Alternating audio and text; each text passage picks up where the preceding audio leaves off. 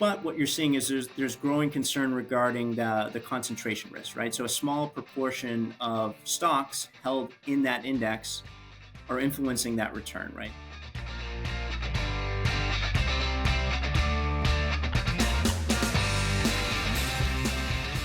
All right, joining me will be Clark Allen, head of product at Horizon, who back in January, they entered the ETF space by launching their first two ETFs, the Horizon Landmark ETF and the Horizon Expedition Plus ETF.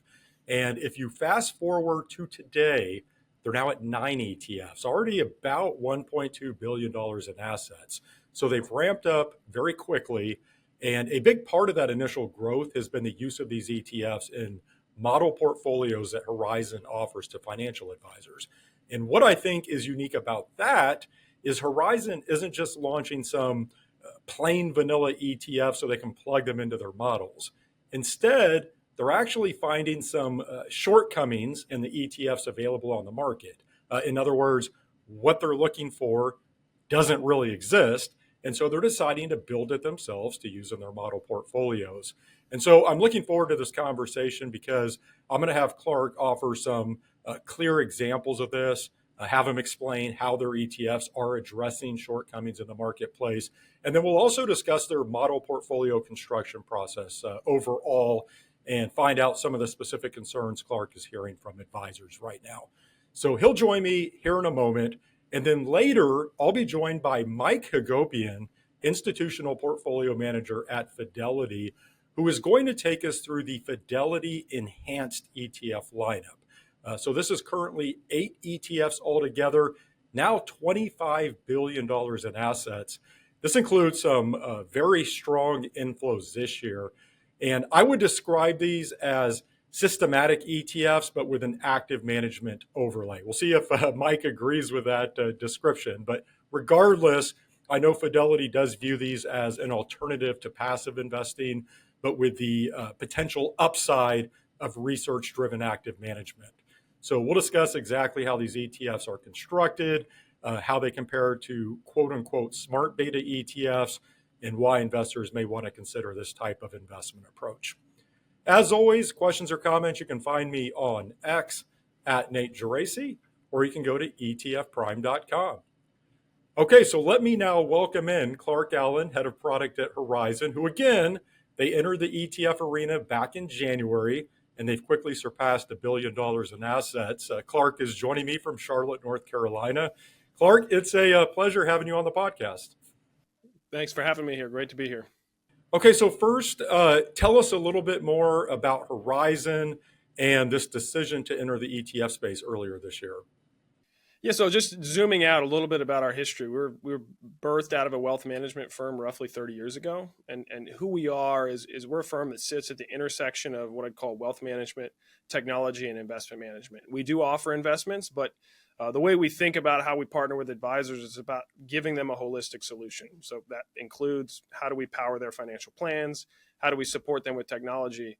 And so a little bit about that history of how we grew gets to why we went into the ETF game here in 2025. We started as what they call an ETF strategist. And so came out of a wealth management firm. We're a goals-based investment management firm. We can talk about that if we get there. But we built these ETF models using third-party passive products that were centered around goals-based. These were model portfolios, broker-dealer channels. Out of that, we then decided to launch some mutual funds to further expand our ability to customize the way we implement those goals-based models.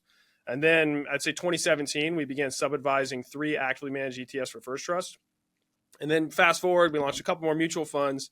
So in 2024, we made a strategic decision, something that we'd thought about for years, that it was time for us to enter the active ETF space for ourselves, if you will. We had been sub-advising some ETFs, but we saw some gaps in the marketplace. We saw some need for us to be able to expand on the way we implement our model portfolios. And so in 2025, we had a pretty aggressive goal, Nate, to launch 12 ETFs in the calendar year 2025.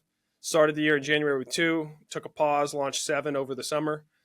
Today, as we're recording this, we've launched 3 more, so we will have hit our 12. As you noted, we've already crossed $1.2 billion. That speaks, one, to our understanding of the marketplace. that there were gaps in the marketplace. Number two, yeah, we did use our model portfolios to do some seeding in those strategies, but we're already seeing tons of interest from our advisor base because we didn't just launch strategies, to your point, to plug into a model. We launched strategies that we really thought were going to solve needs for advisors and went to them and asked for feedback. Are these strategies across equity and fixed income strategies that you would use, and how would you use them? How do they complement what's already in the marketplace? And how do we better help you grow your practice and fulfill financial plans? Okay, so there is a lot I want to unpack there with what you just said. I guess first, talk more about Horizon's model portfolio business just overall and some of the work you're doing here, and then we can get into the ETFs. Yeah, I think that there's two kind of pillars of our model business, if you will. There's where we started, and that's what I'd call just kind of off-the-shelf models. Call them off the shelf because they're the home office models that broker dealers will have. Many asset managers today have model portfolios. Some of these in the strategist space, for us, we didn't have our own ETFs, and so we used other folks' ETFs, and folks would pay a management fee for us to decide what to own there. Those models for us are centered around goals-based, and that's what sets us apart. These aren't just risk-based models. It's centered around accumulation, preservation, and distribution because we believe investors, their risks and potential things, objectives that they need to achieve changes as they age. And so those are our sort of off-the-shelf models. We have a number of different implementations of that, but in a nutshell, we use either mutual funds or ETFs, and we're looking to fulfill these models for advisors to power their financial plans. The second part of our model business, which is our fastest growing part of our model business, is our custom models. And this is where we partner with advisors kind of an OCIO capacity to really help build custom solutions for their practice. So an advisor comes to us, they have very unique needs.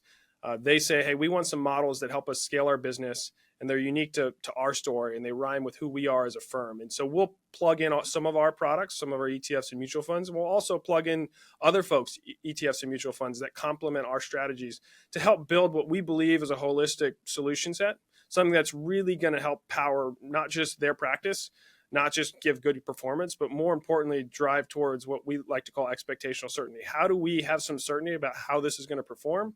And thus, how do you plug those solutions into a financial plan? Because ultimately, this is about folks' retirement. This is about financial plans, and it's not just about a sexy strategy or something that's going to give a high IR ratio or alpha. It's about giving a solution that's going to help fulfill a financial plan and help somebody ultimately retire someday. Okay, and as we both have touched on in going through that model portfolio construction process, some of the aspects you were just describing, there are times where you will find that there's a clear gap in the marketplace in terms of the type of ETF exposure you're looking for. And so talk more about that and I guess get into a little more detail just into the portfolio construction process overall. Yes, so we centered much of our ETF lineup around sort of two core themes, maybe three. One of them is around, we want to use systematic stock selection to drive potential outperformance. And so in a number of different ways, you can use systematic stock selection to tilt towards growth stocks or higher risk stocks or low vol stocks. A lot of different ways you can utilize that. And I could go ETF by ETF. I could also go through our research process and where we think it sets us apart from what you'd find in the marketplace. The second thing we look to do is we wanted to use options. Options, what are they there for? Why were they created? They were created for engineering purposes, right? The financial engineering. They were there to either add risk, take away risk, or in some cases add income. And so what you'll see across our lineup is we have used options quite a bit to either add risk to portfolios to make something a little riskier, because sometimes folks, they might be behind on their plan and they need a little bit more risk, but they don't want to just add 2 or 3x leverage because that's not something that's sustainable. So how do you add just a little bit of risk to give them the chance to catch up? Or maybe they're getting close to retirement. How do you potentially use options or some risk management tools to take away risk? Because sequence of return risk can blow up your financial plan and you may not be able to retire. Similarly, now you're in retirement. How do you add income to your portfolio? We're not talking about some of the strategies that have really high yields, but something that's sustainable to give a little bit of extra yield to help people have some income in retirement. And so if you look across our lineup, I could go strategy by strategy. That's generally how we've thought about filling some gaps in the marketplace. And there's strategies that do some of those things. But Nathan, one of the things that's really powerful about who we were is we grew up using ETFs. And so we've seen all of them. I spent way too many days and nights reading methodology documents and reading through fact sheets. And so we understand how a lot of folks run their strategies. We're not saying that necessarily that they're terrible. We're just saying we want to adapt on what's in the marketplace and give something that we think is unique and potentially even complements the other strategies in the marketplace. Yeah, and to your point earlier, you mentioned that you are using other ETF products in your model portfolios, ETFs from other issuers. So I think that fits with exactly what you're saying here. I think this is a perfect segue as we start getting into Horizon's ETFs, because I have to tell you, I was looking back through some of the Horizon press releases, and I saw one from when Horizon launched the Managed Risk ETF. I think this was back in June, I believe, the ticker SFTY. And you had a quote along the lines of how this ETF will play a major role in your ongoing model portfolio effort. So I thought this would be a good example of everything that we're talking about here. Do you want to explain that ETF and perhaps how it has solved a portfolio construction problem for you? Absolutely. So when we launched SFTY, we had at the same time launched two other ETFs. And this goes to our goals-based framework. We launched one in the accumulation phase, which is when somebody's accumulating money and getting close to retirement. SFTY is a strategy that's really focused on that preservation phase. And the way we describe that is somebody that's getting close to retirement, typically 3 to 5 years before they retire. At that point in their life, they cannot experience a 40% drawdown like a 2008. And so SFTY, and we can dive into the details, is focused on how do we give them growth, but have a way to have some risk management overlay to protect them from catastrophic drawdowns, because that is the thing that's going to blow up their plan. And then at the same time that we launched that, because we truly believe in the goals-based accumulation, preservation, and distribution, right? The distribution phase, we launched Dividend, which is a dividend and income focused strategy. But the SFTY specifically, this is a strategy that uses our risk assist algorithm. This is an algorithm that was birthed out of post 2008. We've run this in a couple different implementations over the years.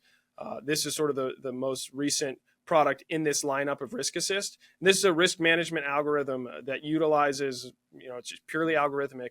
It utilizes vol forecasting to determine when to add or take away risk. In a market where we're going straight up like we've been, there's no risk assist enablement, meaning that the strategy is going to pretty well capture the market.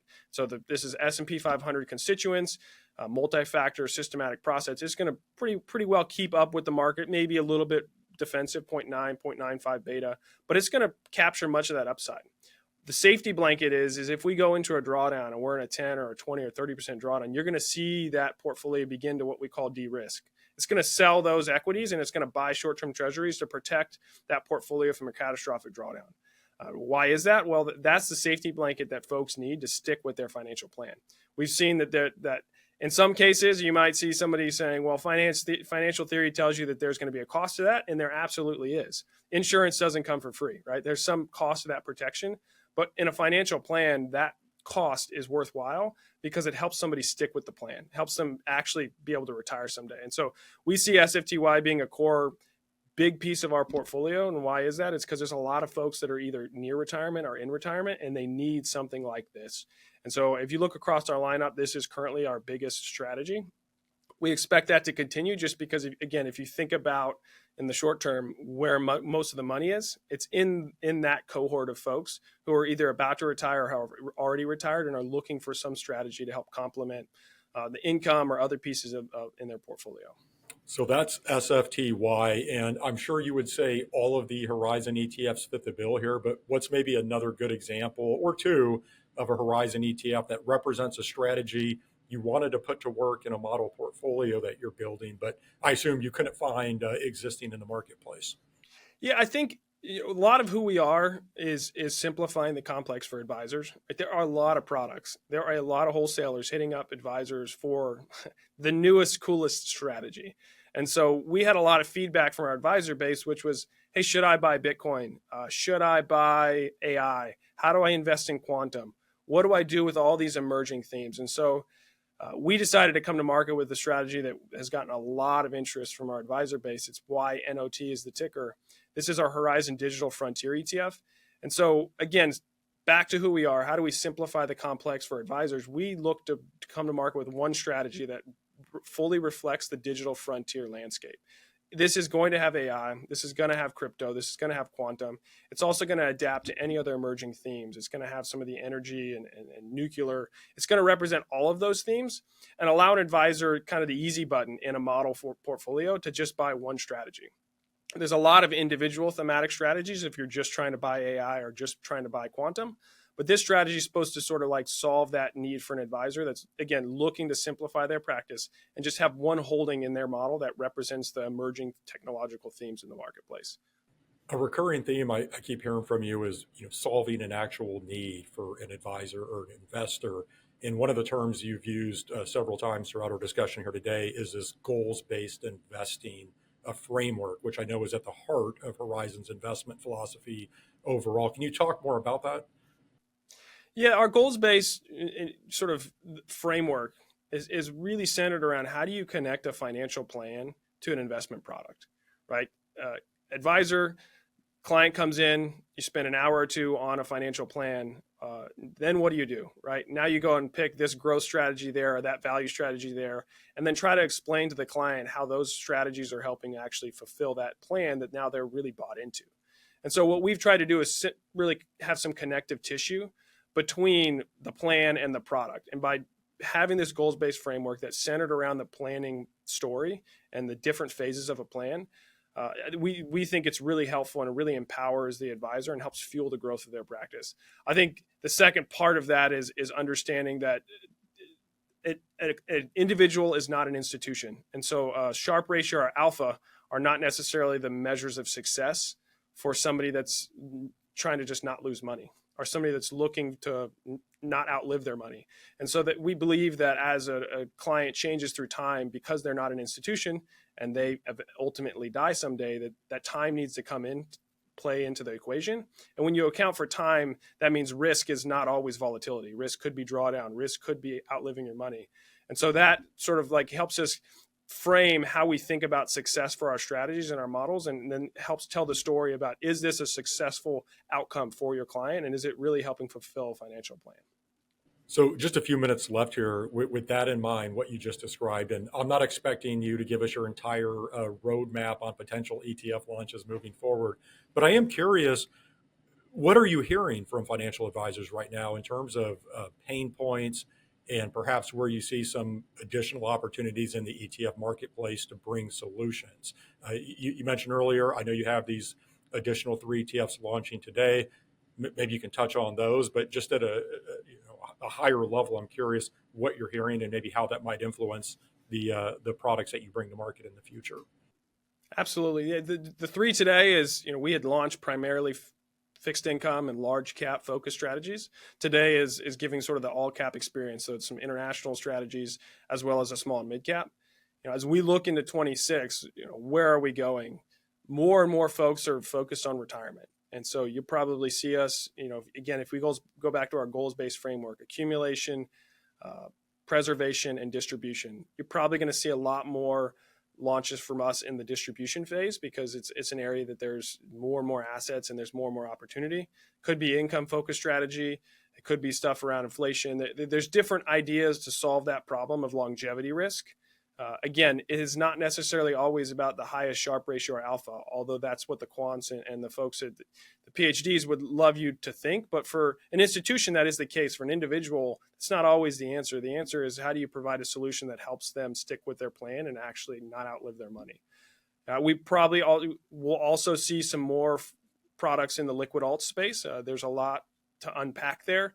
But we think that there's a whole segment of the marketplace that's being underserved.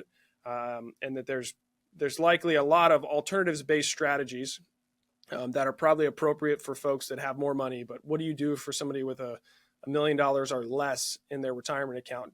Should they really invest in some of those strategies, or are there more appropriate liquid alt strategies that give you the experience? I use the term a lot. It's not about what a product's called. It's about what it does. So are there things that solve the problems you're trying to get at with alternatives, but are in a more liquid, usable format for a different advisor base? And so those are the kinds of things you'll probably see from us in the coming years as we look to fill out our ETF lineup and provide some unique strategies for advisors to use in their practice. Well, Clark, really enjoyed the conversation this week. Congratulations on the successful first year for Horizon ETFs. It sounds like many more to come with what you have in the pipeline. Thank you for joining me. Thanks so much. Appreciate your time today. That was Clark Allen, Head of Product at Horizon.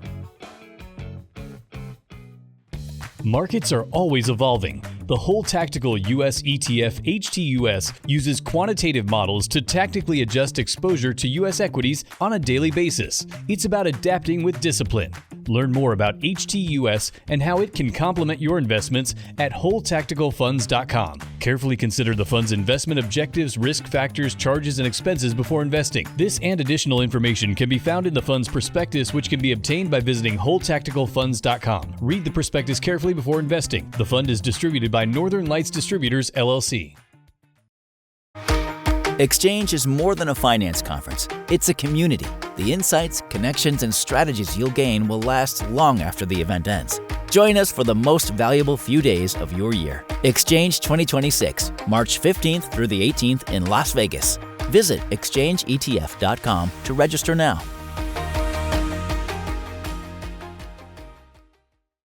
Looking for ETF options from one of the top asset managers in the industry? Visit i.fidelity.com/ETFs to explore Fidelity's lineup and more. Fidelity Distributors Company, LLC, 500 Salem Street, Smithfield, Rhode Island, 02917. Fidelity Investments is an independent company unaffiliated with VettaFi and other third parties on this podcast. There's no form of legal partnership, agency affiliation, or similar relationship between VettaFi, Fidelity Investments, and other third parties on this podcast, nor is such a relationship created or implied by the information herein. Fidelity Investments and/or Fidelity refers collectively to FMR LLC, a U.S. company, and its subsidiaries, including but not limited to Fidelity Management and Research Company LLC, FMR. I'm now joined by Mike Hagopian, Institutional Portfolio Manager at Fidelity, who currently offers 75 ETFs, about $145 billion in assets. They are a top 10 ETF issuer, and this includes the Fidelity Enhanced lineup of ETFs. So these are systematic ETFs, though they're technically active in that the portfolio managers can make adjustments as needed, which we will discuss. But these are seeing a lot of interest from investors right now. For example, the Fidelity Enhanced International ETF, ticker FENI, that's a $5+ billion ETF that's taken in nearly $3 billion just this year. So Mike is right in the middle of all of this, and he's now joining me from Boston. Mike, welcome to the podcast. Thanks, Nate. Appreciate having me today. Okay, so before we get to the enhanced ETF lineup, tell us a little bit more about your specific role at Fidelity and maybe touch on your background a bit. Yeah, so my role, I'm part of an investment team here at Fidelity that sits within our quant research and investment organization, and that fits within Fidelity's broader asset management division. So in my role as a institutional portfolio manager, if we think about it as a Venn diagram, I'm really at the intersection of markets, my team's investment strategies, those enhanced ETFs, and our clients and distribution team. So a lot of my role is dedicated to really communicating and helping folks develop a better understanding of my team's investment process, the performance drivers, positioning, and the type of investment research my team does. It's really helping investors understand the why behind the decisions the team makes. And again, that's going to be mainly focused on Fidelity's enhanced ETF suite of solutions. My background, I've been in this role or similar roles at a few different firms over the past 20 years, mainly within systematic quant-driven investments. I love the objectivity of these strategies. I like the fact that we're able to consistently deliver the exposures that investors are looking for, particularly in these strategies. And I love the innovation that's come along with quant investing in terms of new data sources, new additions to compute power, and we're able to do a lot more today than we were 10 or 15 years ago, and that's really exciting. Okay, so right now, the Fidelity Enhanced ETF lineup, that's comprised of 8 ETFs.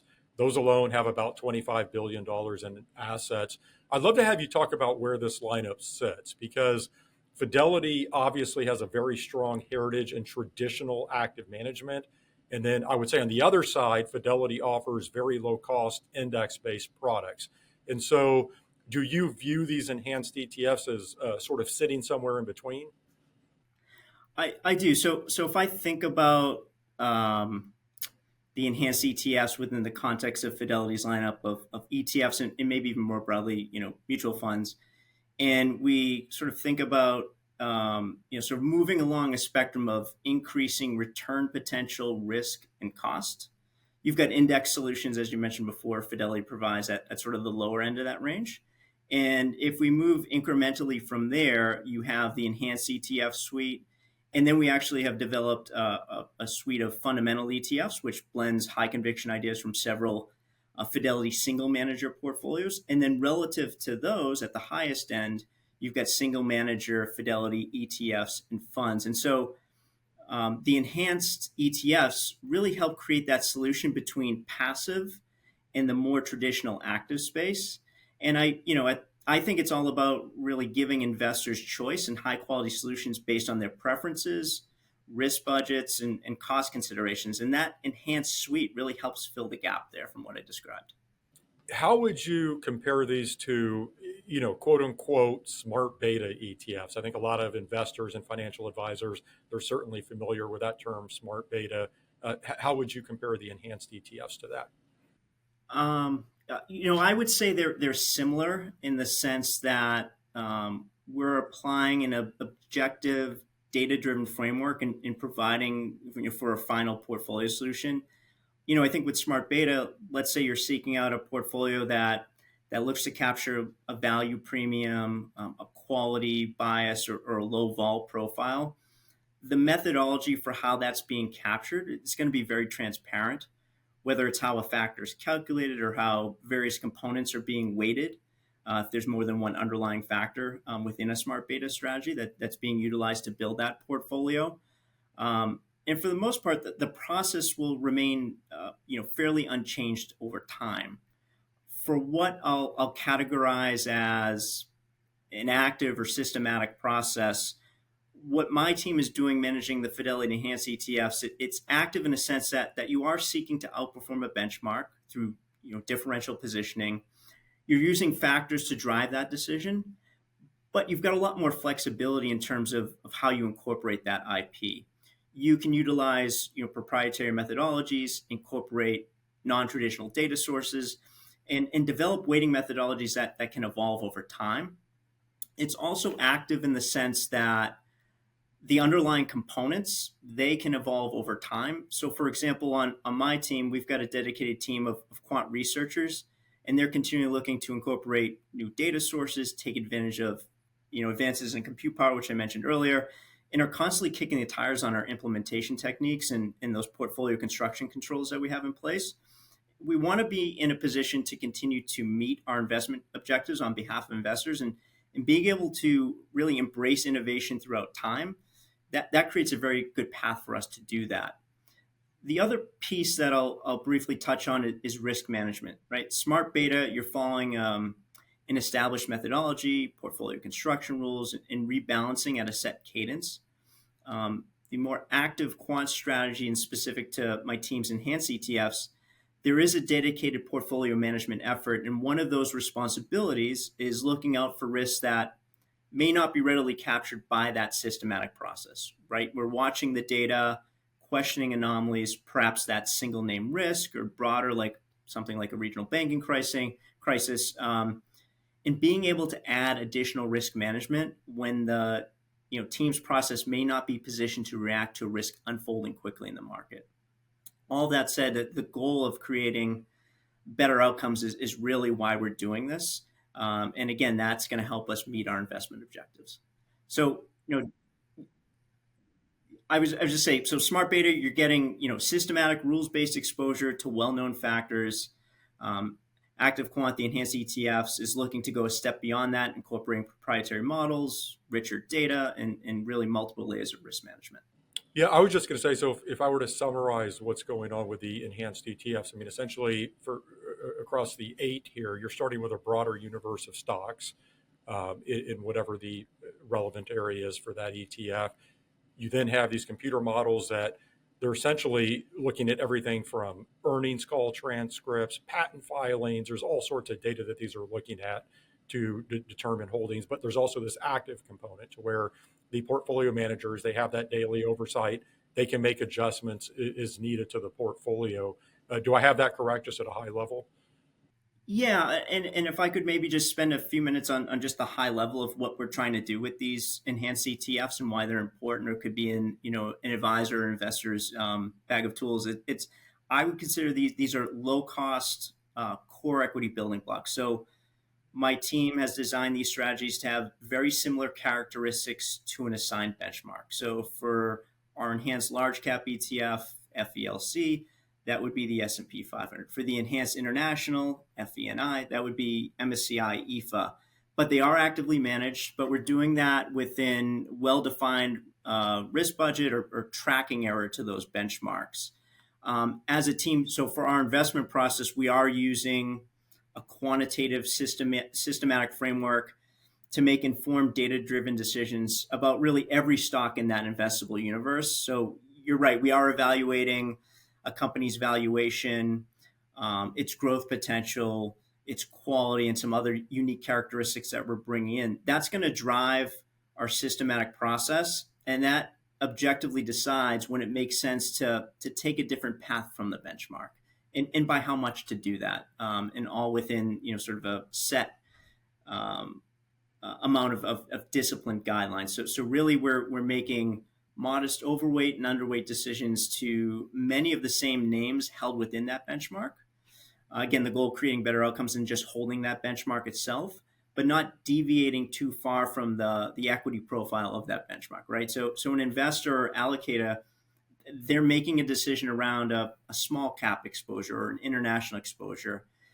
We want to hold true to that. I don't want to have a conversation with an investor or an allocator, and they're in a position that they have to look through and see, is my enhanced large cap core ETF benchmark to the S&P 500 playing more down cap today, or does it have a heavy tech bet beyond the benchmark?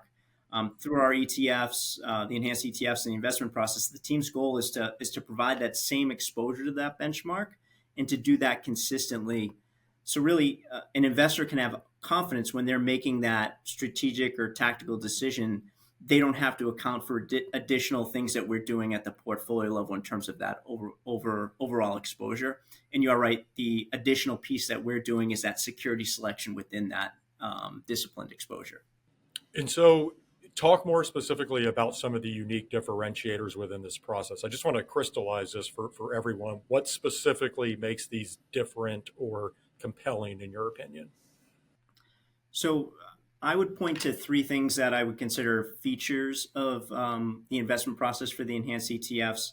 The first being the security evaluation framework. So the factors, the data, the characteristics, the return drivers that we're selecting to evaluate a company's attractiveness, how we weight or the influence of those individual characteristics or factors that we're using.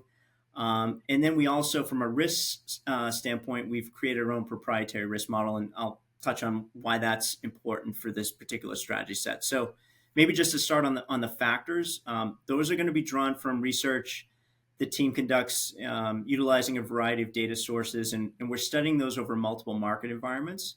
The return drivers, those characteristics that are utilized, they're grounded in economic rationale. Some of these drivers are based on fundamentals, value, quality, growth we talked about. We're using these same types of characteristics, but it's based off of our proprietary view. So this might entail using different ways to define the factors or the data we're incorporating. So I think you alluded to, Nate, up front, using patent information. So one way to look at growth is you can look at forward and backwards views of earnings growth, for instance, and we do utilize that. But we also want to understand is what is the sustainability of that growth? Historical growth is an important data point for us, but we want to have confidence that what we're seeing historically is going to continue in a future state. And so one of the other things that we're focusing on is that research and development cycle within a company. One of the things that we're looking at is intellectual property. So you had mentioned before, patents. So understanding, companies putting in a lot in terms of R&D, and they've got R&D expense, and that's one way of thinking about, hey, they're reinvesting in their company, and we can look at that relative to peers and relative to its own history. but how successful they are from that R&D perspective. And so taking another level down and understanding the IP that they've produced through that R&D gives us an additional lens there. And so I use that as an example of, some of the proprietary things that we're doing under the hood in terms of evaluating those companies. The other, I would say, larger category that we play in is we're incorporating non-traditional factors. So these are using data sources typically not found on financial statements. So just one example there is we'll look at the options market. So getting in a sense of what other informed investors are thinking around a company as just one example. Or, the way that we build or process signals, right? And Nate, you had mentioned this up front as well. We evaluate earnings from the perspective of analyst estimates, but we're also complementing that by using a textual analysis of earnings transcripts to provide an additional perspective on evaluating management's view of its recent performance. At the end of the day, we're going through all this trouble in terms of building all of these different factors. The goal here is really to create a diversified set of return drivers, and that's going to provide the enhanced ETFs a greater opportunity for outperformance over many different types of market environments. So the ETFs, the enhanced ETFs, when we think about factor investing, we're less dependent on a theme having to work, value as a theme working, momentum as a theme working. Rather, the process has greater durability and can add value with greater consistency because we've taken the time to diversify, create a more complete view of a company, and give us an opportunity, regardless of regime, to add value. The other thing that I mentioned is how we weight the factors. So it's not simply equal weighting, but looking over a long-term perspective to how these return drivers perform. How risky are they? How are they correlated to the other drivers we're incorporating? And we've created an objective process that looks over history and rewards or gives a higher weight to those factors that we're using with stronger risk-adjusted returns that are helping diversify the view on an individual company. That exercise, what I think is important, it's done for each investment universe we manage in. So the weights are tailored differently for, let's say, the enhanced small cap ETF when compared to our US large cap enhanced ETF. So quality characteristics are more powerful as you go down cap. And so in our small cap portfolio, when we're evaluating companies, there's more weight on that quality component than relative to what we're doing in larger cap, where we're focused on some of the other families of factors that we invest in as well. And then that final piece that I mentioned, the risk model and broadly the portfolio construction, the team has developed a proprietary risk model.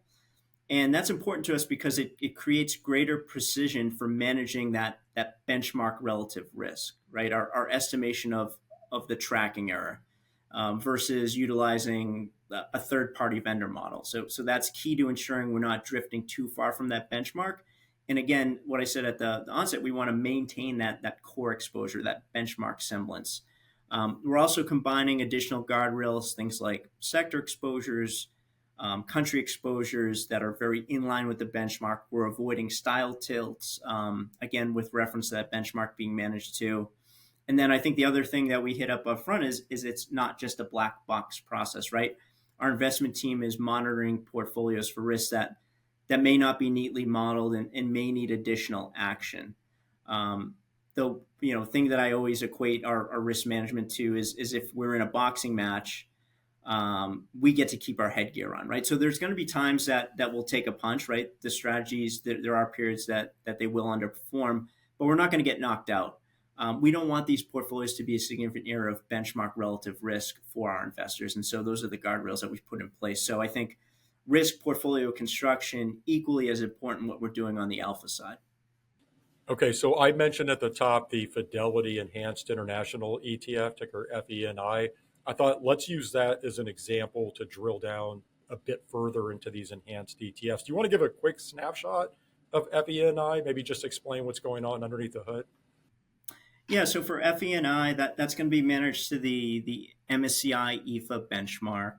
And the way that our process runs is every day we come into the office and we're taking in new data from the markets overnight. And we've got basically each security within that EFA index ranked based off of the newest data available. And that can be pricing data, it can be earnings data, it can be things from financial statements, it can be some of that non-traditional data from whether it be the options market or what we're seeing in terms of shorting activity around a stock. And basically what's taking place is those stocks are being scored based off of that model. And we're going through an optimization process in which we're building every day the optimal portfolio that within the MSCI EFIN international space is giving me my highest expected return portfolio while meeting all the different risk constraints, tracking error, and those benchmark relative constraints that I mentioned earlier. As an investment team, we're evaluating that every day and understanding if I were to make trades in this portfolio today, what's the benefit in doing that? Am I able to reduce some benchmark relative risk? Am I able to get a higher expected return portfolio based off of some new positioning? And the reality is we aren't trading every day. We're evaluating these portfolios every day, but we do trade with more frequency than let's say a benchmark that might rebalance quarterly. We're typically doing some modest trading, maybe on a weekly cadence. Part of that decision within our investment team is looking at that trade-off. Do I turn the portfolio over, transaction cost versus what I'm getting in return? And then that additional risk oversight's taking place as well in terms of those portfolio managers within our team understanding, hey, does that trade list look reasonable? Is the data that I'm seeing that's coming into our model, does that look reasonable? And is there anything else happening in the market space today that I need to account for, right? Is there a stock specific event that's taking place that's showing up as a potential buy that I might want to take off my list, rerun the optimization and move that capital to another place. So it's very systematic in that sense. We don't tend to put our thumb on the scale too much. And it's really in extreme circumstances that we might make a risk management decision for the betterment of the portfolio. But at the end of the day, we want to have a diversified portfolio of securities. In international space, we'll have very similar exposure to the MSCI EFA index. And really, it's those incremental overweights and underweight decisions based off of our security evaluation process that's looking to add value from a security selection viewpoint versus the benchmark. And the international strategy, we're running that, with a tracking error of 1% to 2%. And we're hoping to have a pretty attractive risk-adjusted return within that risk budget. By the way, not to get sidetracked here, but I also noted at the top how there's clearly investor interest in allocating to FENI right now. Again, $3 billion into this ETF since the beginning of the year. Do you want to talk more about that? What's driving that interest and maybe how investors might be evolving their thinking around equity exposure, which has been pretty U.S. centric over the past several years? Yeah, when I think about FENI, there's probably two main drivers to the success that we've had there this year. I think the first is you got to have executing on your investment objectives, and so delivering attractive excess returns within our stated risk parameters, and maintaining that core equity exposure. Right, that creates the foundation for investors, potentially having interest there. And then I think the second thing that's helped us within FENI is developed international exposure is probably getting greater consideration within that asset allocation framework. So popular benchmarks like the S&P 500, they've certainly delivered attractive returns. I think, 20-25% over the last 3 years. But what you're seeing is there's growing concern regarding the concentration risk, right? So a small proportion of stocks held in that index are influencing that return, right? So the top 10 names in the S&P 500, I think they're about 35-40% of that weight today, and you've got a large sector exposure to tech. So I think that's somewhere around 35% or so. So you compare that to international developed. The top 10 names are around 10 to 15% of the MSCI EFA benchmark, so you're getting a little bit more diversification in terms of names. Tech is only about 8 to 10% of that benchmark. You're getting more exposure to industrials, financials, materials, luxury goods in the consumer segment.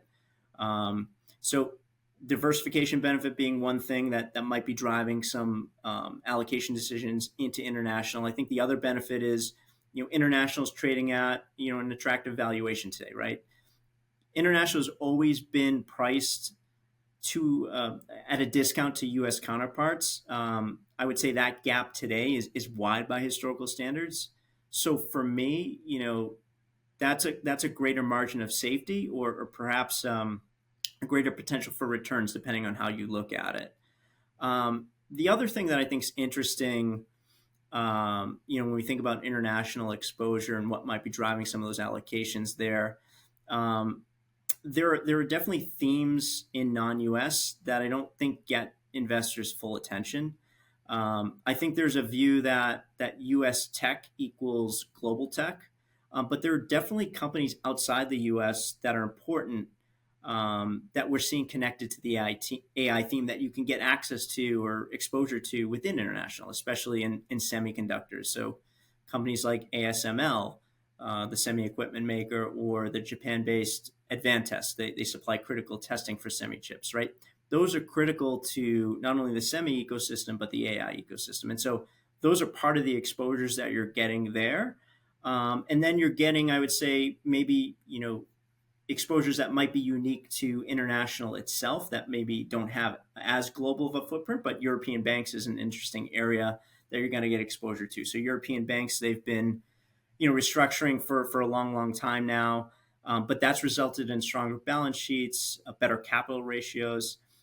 Interest rates have started to move higher from historical lows, and that's helped margins and improved profitability. And so you've got these banks that are part, a larger part of that international segment that, they've got attractive dividends, and they're doing buybacks, and their earnings have been really good. And so you're getting exposure to that in international, and that's an interesting theme that's playing out there.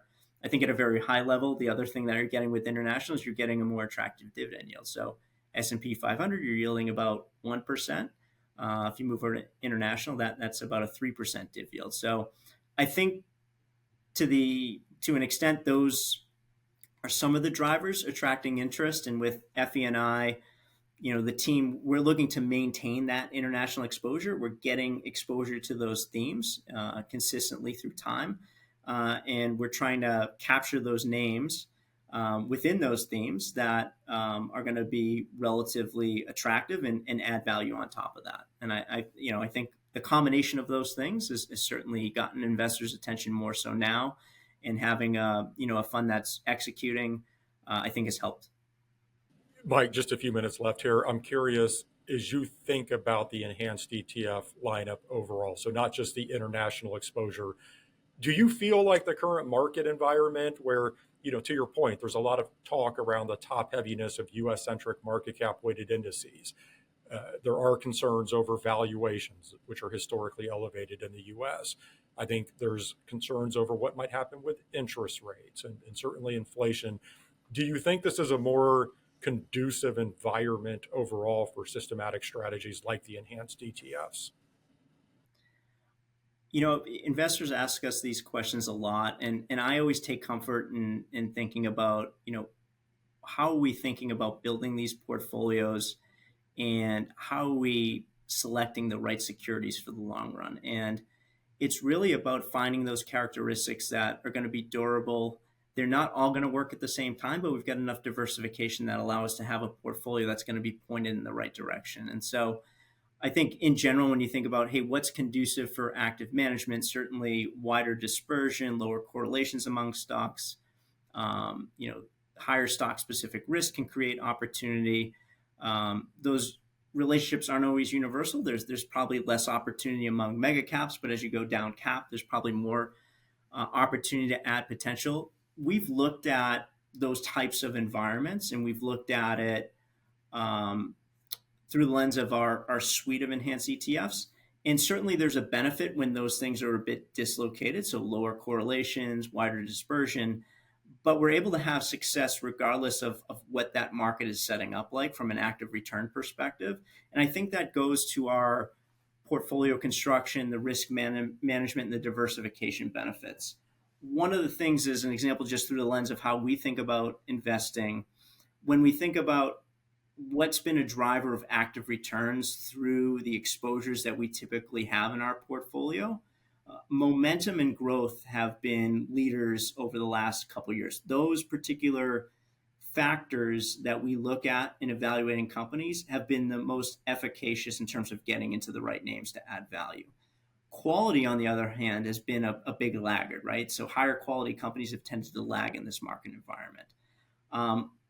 What I take comfort in is if there were to be a shift, let's say the AI narrative weakens, or we experience a shift in rate policy, tighter credit conditions, maybe some disappointing earnings, or just a broader macro slowdown. And that could potentially constrain some of the capital spending we've seen, temper some of the growth expectations. We have still that quality exposure in our portfolio. And we would expect that to provide a ballast to some of the other things that have been working if those were to, suddenly face some headwinds, right? And I think that's an important theme in these portfolios, that we're not trying to time any of our factor exposures, but really create things for the long term. And I had said at the early onset, it's really about being in a position to be successful regardless of the regime. And I think, that's one of the things when I think about our exposures and what's been working, what could potentially not work, and where we might get some additional help from. I think those quality signals and having those in our portfolio, yes, they can be a little bit of a drag, but it's an insurance policy for when some of those other things aren't working and setting up for a different environment. So I don't think there's a perfect environment. I think any environment for us, we do really have that opportunity based on the diversification, risk controls, and how we built these strategies. Well, Mike, really interesting dive into the Fidelity Enhanced ETF lineup. Greatly enjoyed the conversation. Thank you for joining me this week. Likewise, Nate, thanks for having me, and look forward to maybe continuing this dialogue another time. That was Mike Hagopian, Institutional Portfolio Manager at Fidelity. That'll do it for this week's ETF Prime. I want to thank one of our sponsors, AllianceBernstein. If you would like to learn more about AllianceBernstein ETFs, you can visit abfunds.com/go/ETFs. Next week, I will be joined by Petra Bakasova, CEO and Portfolio Manager of Whole Tactical. So she'll be spotlighting the Whole Tactical US ETF, which offers risk-managed exposure to the S&P 500.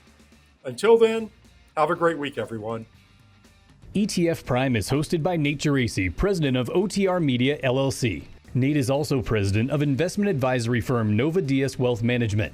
While OTR Media and Nova Diaz are related by common ownership, they are separate and distinct entities, and anything discussed on this program should not be construed as an official statement by Nova Diaz. This program is for informational purposes only and does not constitute investment advice. Investing in ETFs involves risk, including possible loss of principal. Any past performance figures discussed are not necessarily indicative of future results. Some guests appearing on this program may also be financial sponsors of ETF Prime. OTR Media and Nova Diaz are not affiliated with Vetify or any of its affiliates. Vetify's participation in this program should not be construed as an endorsement or an indication by Vetify of the value of any OTR Media or Nova Diaz product or service. Visit etfprime.com for more information.